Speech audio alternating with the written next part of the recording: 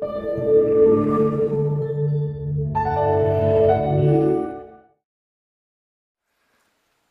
2008 global financial crisis shocked the whole world.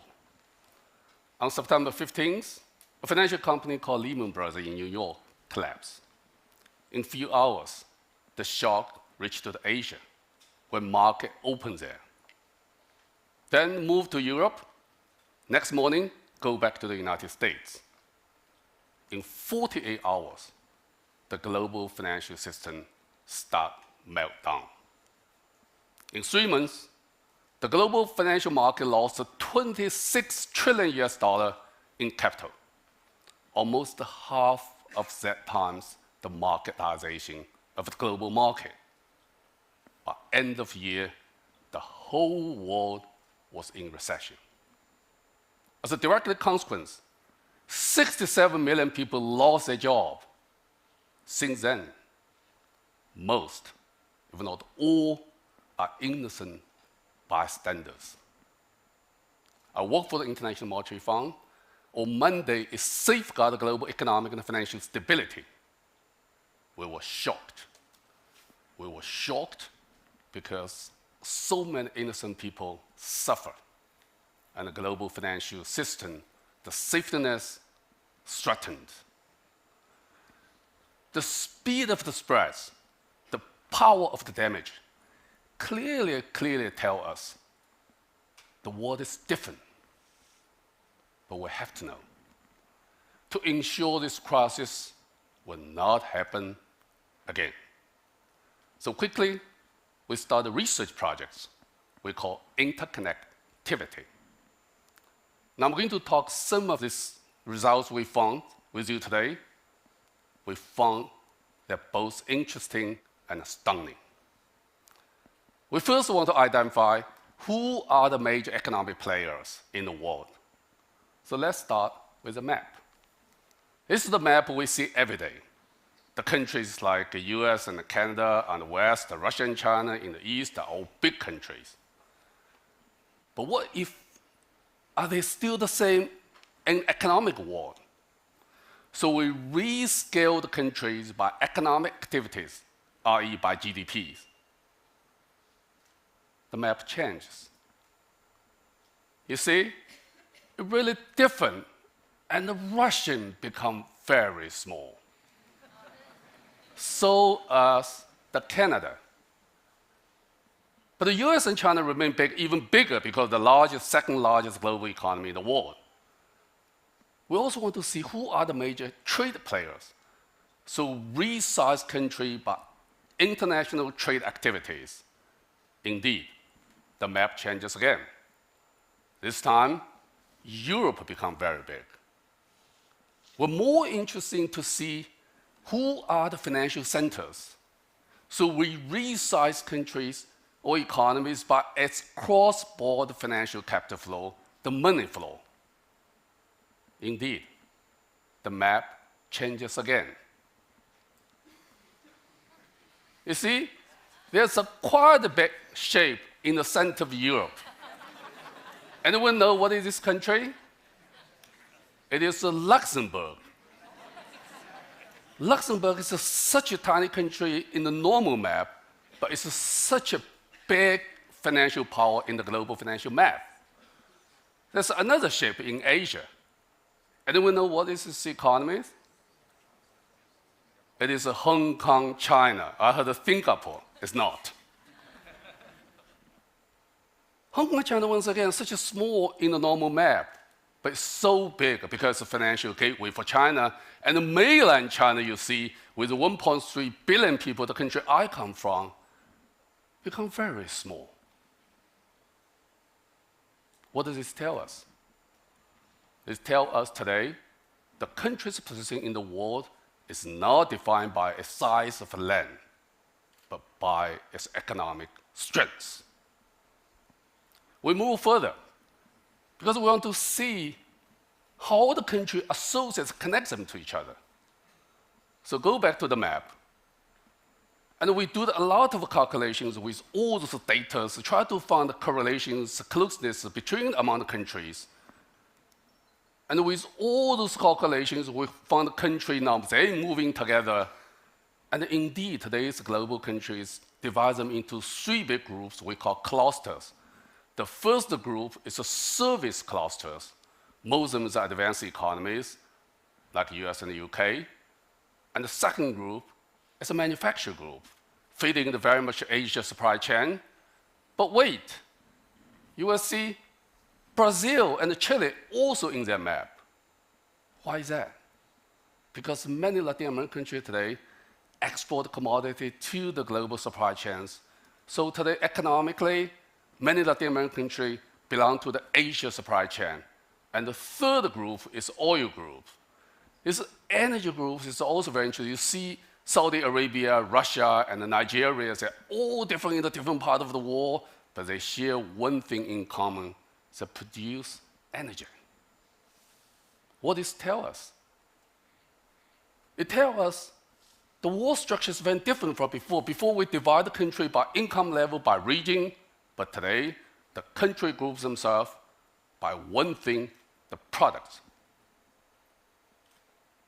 We're more interested in trying to find how countries connect to each other. Because that's the way it's important to understand the global economic situations. So we did more calculations. We found a very fascinating structure we call the cluster structure. This is the stylized cluster structure. In those countries, every dose represents a countries. And countries close to each other form a small clusters. Their leader in their clusters, in green color, we call the gatekeeper. And the gatekeeper will bring this small cluster to the medium and the big cluster, and the big cluster gatekeepers will bring them to the core in red color. In today's whole world, the all economic activities actually is happening around the core, the big countries. Let me give you one real example. There's a small Nordic clusters, the country like Estonia, like Latvia, Finland, and Sweden. Assume a country in Estonia want to produce a very innovative product and need $100 million capitals. What do? They say, well, pick up the phone, call Wall Street, the people in New York, place the order, bring the money back to Estonia. No. That's not the way. What we found is that Estonia will first reach out to Finland and Sweden, their gatekeeper. And Sweden and Finland will first carry the order, move to UK and the United States, the global financial center. This cluster structure fundamentally changed the global economic and financial activity behavior. It tells a few things. Number one, the relationship between the countries is no longer the point-to-point linear relationship. If it's a point-to-point, if something goes wrong, you will see only impact on these two countries here, Estonia and the United States. In these structures, something goes wrong in one country, the whole system affected. The second issue is, because this cluster structure, interactivity increased dramatically among the clusters, between the clusters, indirect factors become more important. And the third important issue we learned from this study is, because these cluster structures, so that some countries' economic activities may impact other countries seemingly unrelated, we call spillover. Now, that's become the key factor for global economic financial situation today. Let me give you another example. US being the largest global economy and the financial centers, we try to understand what is the US economic activity spill over to the whole world. Indeed, it's big. We assume 1% of US GDP grows to the job. What is the impact on the whole world? Across all the world. But it's very interesting. Who received the largest spillover from the United States? Well, you see Canada and Mexico. Well, that's understandable, because they are not only neighbors, they are economically and financially closely linked to each other through the free trade zone. But who is the country received the third largest spillover from the United States? It's Saudi Arabia. Wow, you will say, why Saudi? Thousands of miles away, they are so different economies. Yes, because Saudi has a fixed exchange rate linked with US dollar, and the Saudi's oil production and investments are very much linked with the US market. Who is the third, the fourth, the impact receiver countries? That's China. Once again, thousands of miles away, it's a very different economy. China's a manufacturing powerhouse, but US involving so many trade and trade financings, and both US and China core, when things happen in core, they impact to each other. More importantly, if we take indirect impact into the considerations, the spillover become ever larger.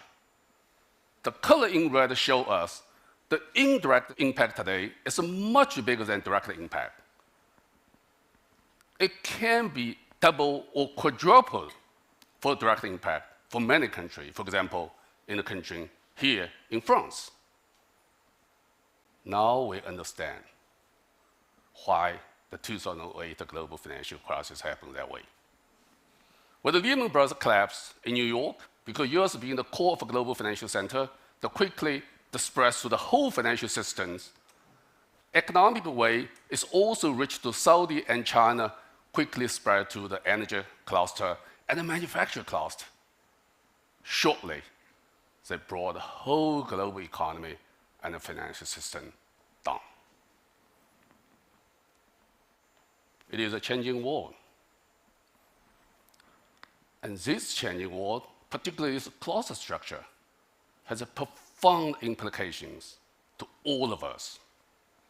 For us, at the International Monetary Fund, we learn from these studies because its cluster structure generates spillover, amplify volatilities, and manage financial stability is the key for sustainable growth and for job. So we quickly relocate the resources, put more of our monetary efforts on the gatekeeper on core countries.